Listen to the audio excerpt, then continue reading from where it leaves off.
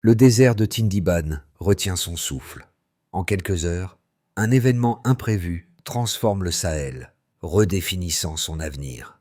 Ibrahim Traoré, à la tête de l'alliance sahélienne, ne se contente pas de mener une bataille. Il initie une révolution stratégique. Ce qui se joue à Tindiban dépasse la simple victoire militaire. C'est un changement de paradigme pour l'Afrique, un tournant où le continent ne se contente plus d'attendre un sauveur extérieur. Au lieu de cela, il choisit de se défendre et de se réorganiser selon ses propres règles. Comment cette transformation s'est-elle produite pour eux? Pourquoi l'Afrique, à travers Ibrahim Traoré, se bat-elle désormais pour elle-même?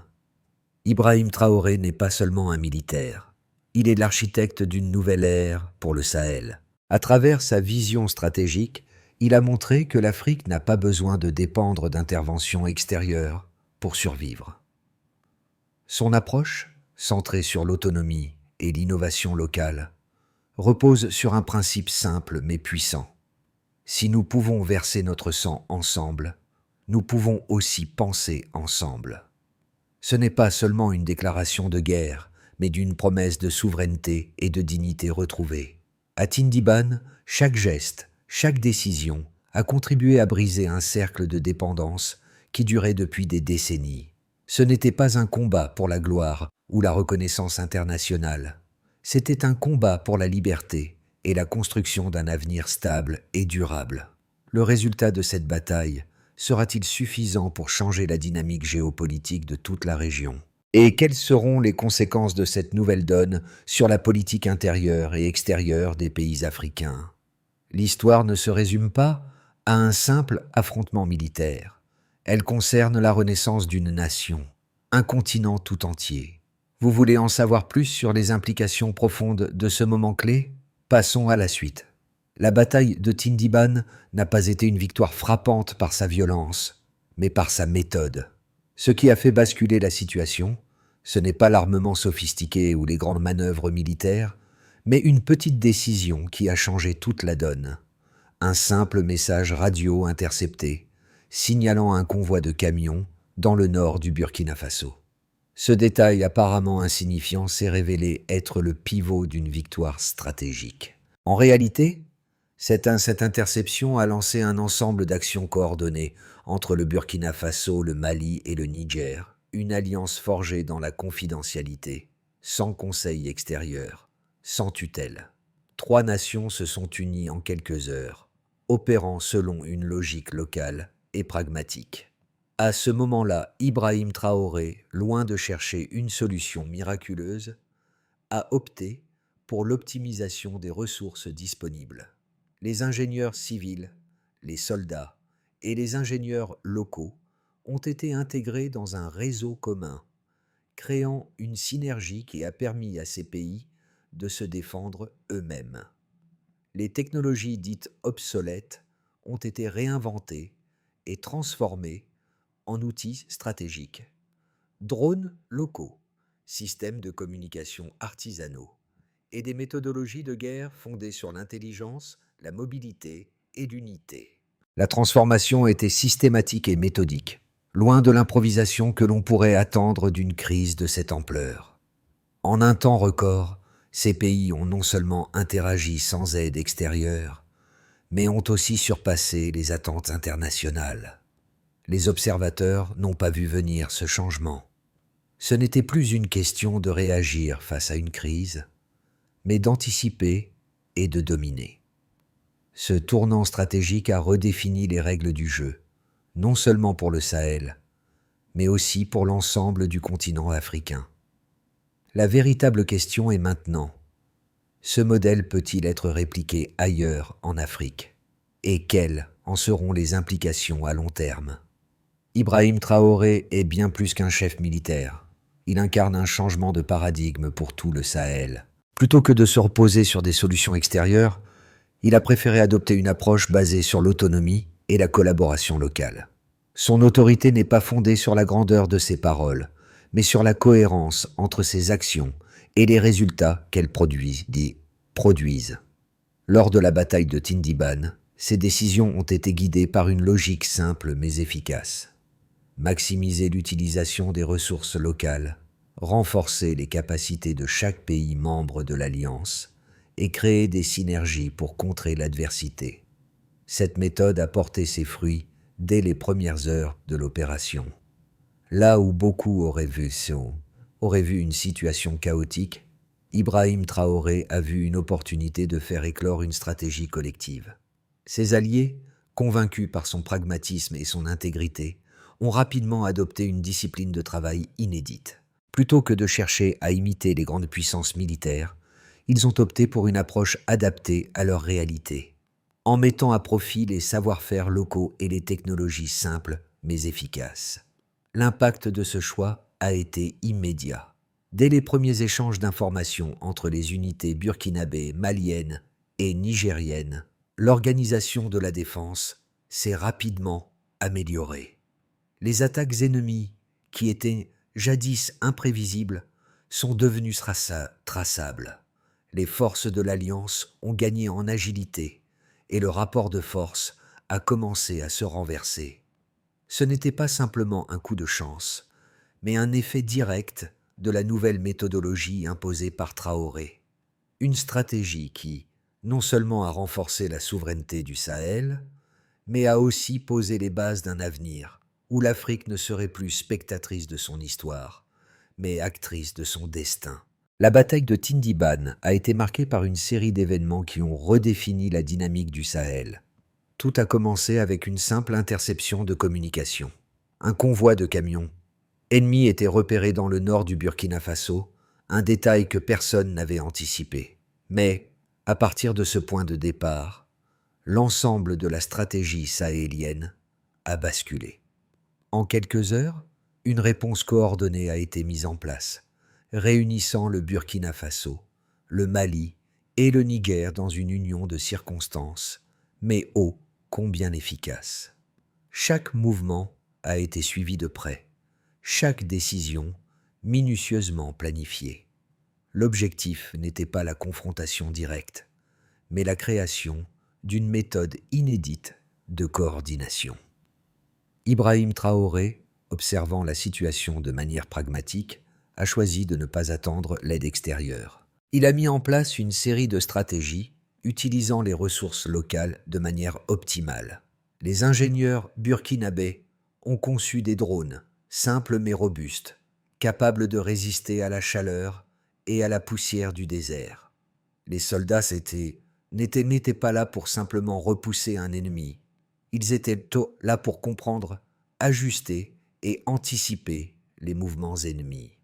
La méthode de Traoré reposait sur la compréhension du terrain et une capacité à s'adapter instantanément aux conditions changeantes. Le premier tournant majeur a eu lieu lorsque les premières unités de l'Alliance sahélienne ont commencé à interagir directement. Les informations circulaient plus rapidement et la communication entre les unités a été considérablement améliorée. L'ennemi, habitué à des attaques surprises et à des mouvements erratiques, s'est retrouvé désorienté par la précision des réponses des forces sahéliennes. Les cartes, autrefois en constante évolution, se sont stabilisées sous la pression de cette nouvelle méthode. Le Sahel n'était plus une région réactive, mais un acteur qui définissait son propre tempo stratégique.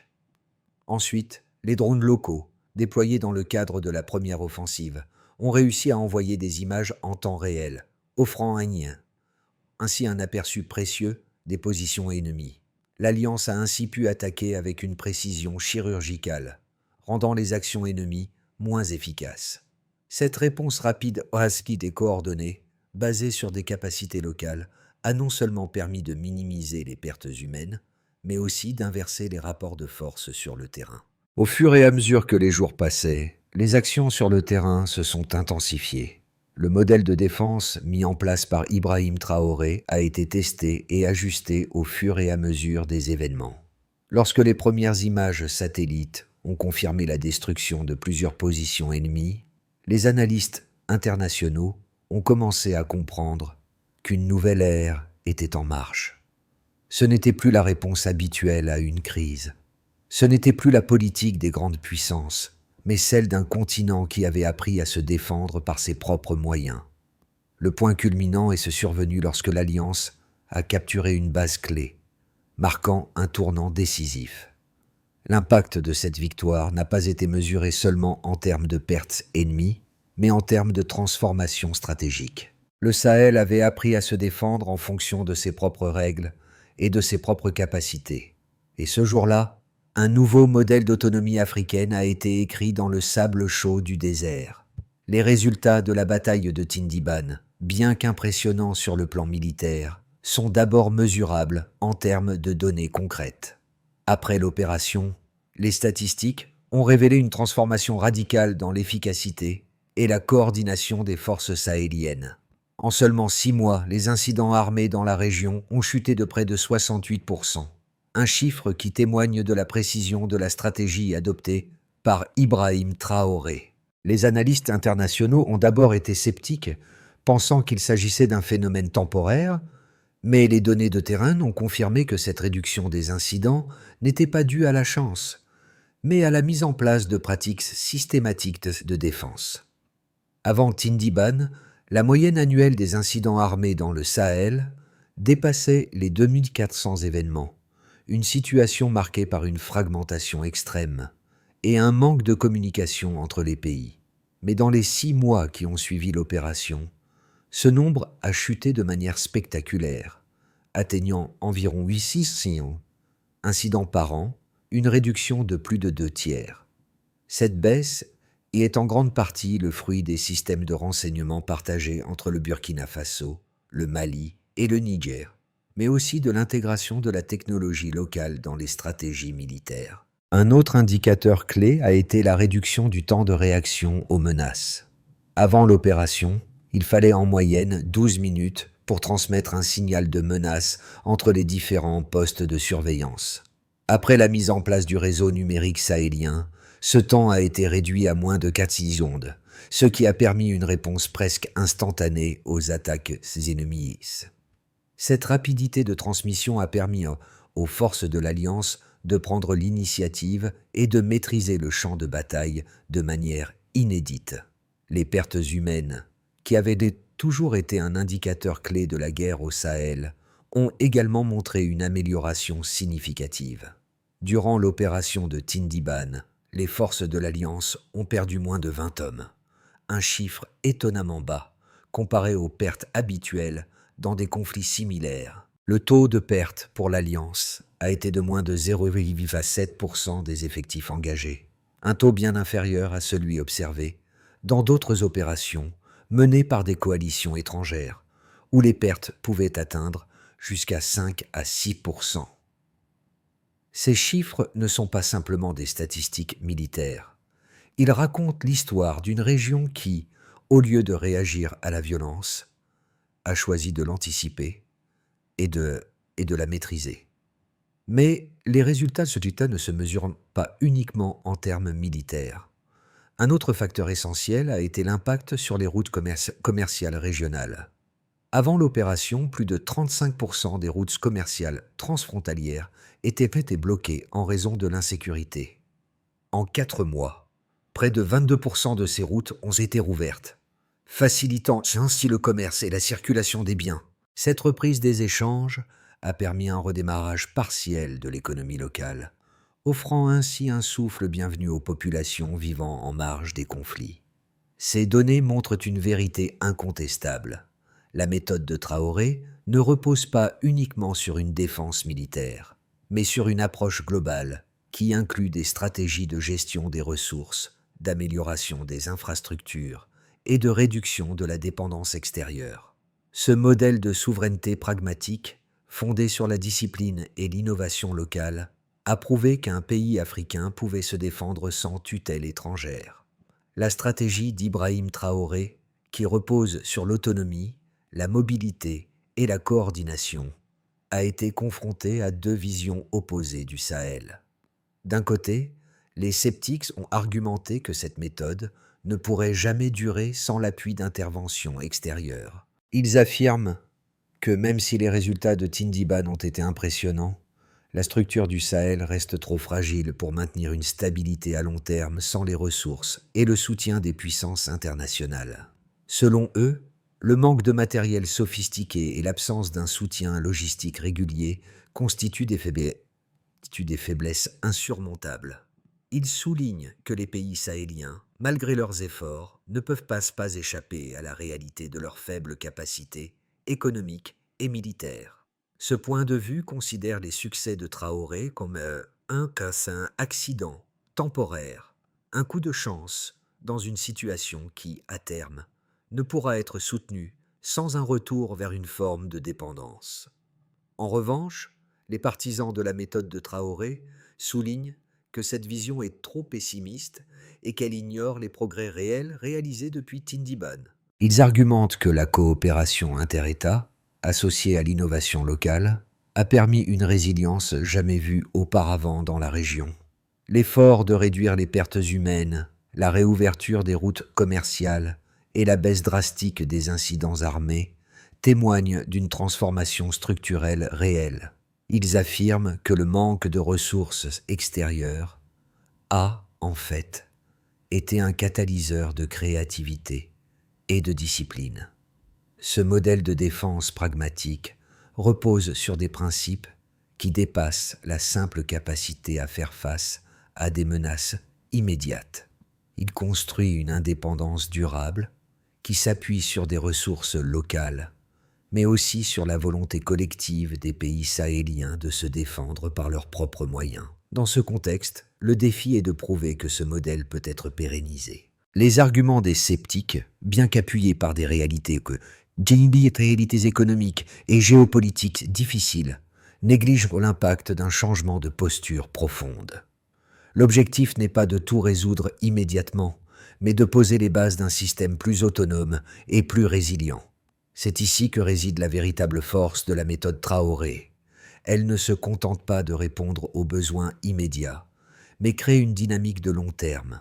Ce n'est pas une victoire rapide, mais une transformation qui redéfinit la manière dont le Sahel se voit et se comporte sur la scène internationale. L'Alliance du Sahel a fait un pas de géant avec la victoire de Tindiban, mais ce n'était que le début d'une transformation bien plus profonde.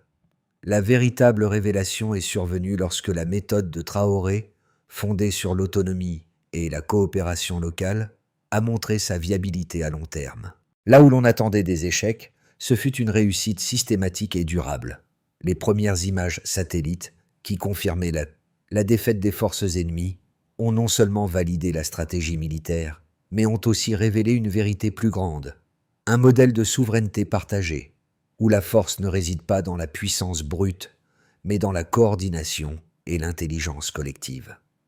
Ce tournant a bouleversé la perception internationale du Sahel. Il n'était plus question d'attendre une aide extérieure pour résoudre les crises. Le Sahel était désormais un acteur souverain, capable de réagir rapidement et de prendre des décisions sans attendre l'aval de puissances extérieures. Mais ce retournement stratégique n'a pas seulement changé les rapports de force sur le terrain. Il a initié une dynamique de transformation sociale et économique, plaçant les pays du Sahel sur la voie d'une indépendance durable. Les conséquences de la victoire de Tindiban ne se mesurent pas uniquement en termes de victoire militaire. L'impact sur le terrain pour les populations du Sahel a été profond et immédiat. Les routes commerciales, jadis bloquées par l'insécurité, ont été progressivement rouvertes.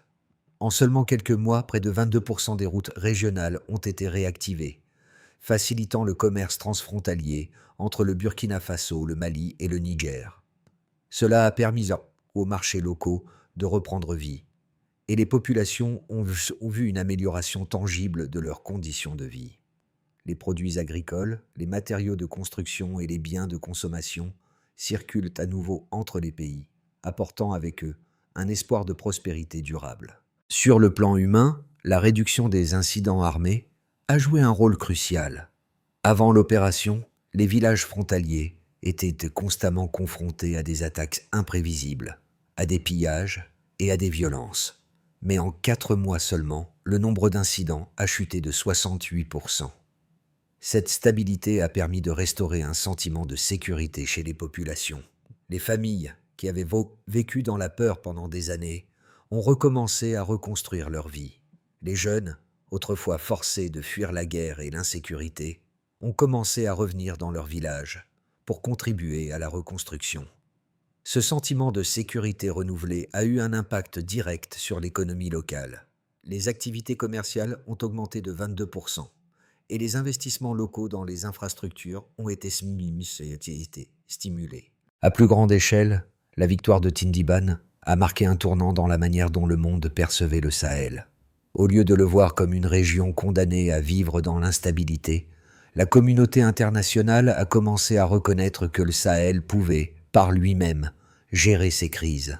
Le modèle de Traoré a remis en question le paradigme selon lequel l'Afrique devait dépendre de l'aide et des interventions extérieures pour survivre. Ce changement de perception a eu des répercussions diplomatiques significatives. Des pays africains voisins ont commencé à envisager des solutions similaires, inspirées par l'efficacité de la méthode Traoré. L'Alliance sahélienne est devenue un modèle pour la coopération régionale et une référence dans les discussions sur l'autonomie et la souveraineté africaine. Les répercussions sur la politique intérieure des pays du Sahel ont également été notables. Ibrahim Traoré n'a pas seulement renforcé la sécurité, mais a aussi instillé un sentiment de fierté nationale et de cohésion. La gouvernance locale a été renforcée, et les jeunes officiers formés dans le cadre de cette nouvelle stratégie ont non seulement acquis des compétences militaires, mais aussi une vision claire de la souveraineté partagée et de la coopération régionale. Les pays du Sahel ont appris à se soutenir mutuellement à travers des échanges d'informations, de ressources et de technologies. Ce modèle d'unité et d'autonomie a permis de rompre avec l'ancienne dynamique de dépendance et d'offrir au Sahel un avenir plus sûr et plus prospère. L'avenir du Sahel, après la victoire de Tindiban, peut se diviser en 3 scénarios distincts, chacun porteur de promesses, mais aussi de défis. Le premier, et sans doute le plus optimiste, est celui d'une consolidation réussie de l'Alliance sahélienne. Si les réformes civiles et militaires continuent de suivre le même rythme, avec l'extension des infrastructures numériques et l'augmentation de la production locale de drones et de capteurs, le modèle sahélien pourrait devenir une référence pour d'autres régions d'Afrique. Dans ce scénario, l'autonomie du Sahel serait pleinement réalisée. Les taux d'incidents armés resteraient sous contrôle, oscillant autour de 800 par an, et les échanges commerciaux transfrontaliers continueraient donc d'augmenter.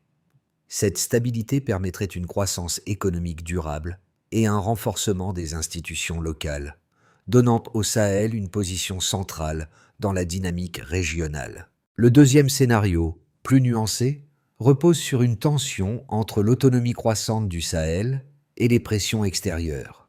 Dans ce cas, bien que les pays du Sahel continuent de renforcer leur coopération et leur souveraineté, ils seraient confrontés à des sanctions économiques et à un isolement diplomatique croissant, notamment de la part des puissances occidentales qui perçoivent la montée en puissance de la région comme une menace pour leurs intérêts. Si l'Alliance du Sahel parvient à maintenir une coopération solide malgré ces tensions, les pays sahéliens pourraient réussir à atténuer les effets des sanctions et à continuer leur développement économique et militaire. Cependant, la route serait semée d'embûches. La clé de ce scénario résidera dans la capacité des États du Sahel à maintenir leur unité tout en affrontant les pressions externes et les défis internes, comme la gestion des tensions politiques et sociales.